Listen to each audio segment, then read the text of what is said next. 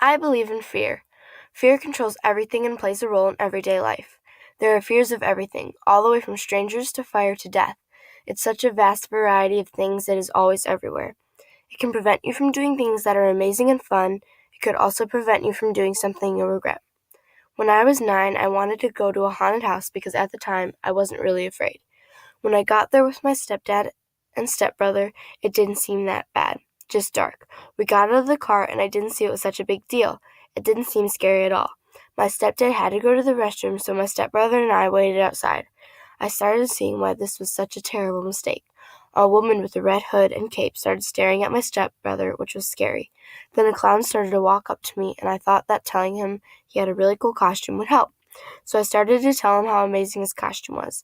I didn't realize that was a big mistake. He got in my face, held a knife up, and opened his mouth, and blood started dripping out.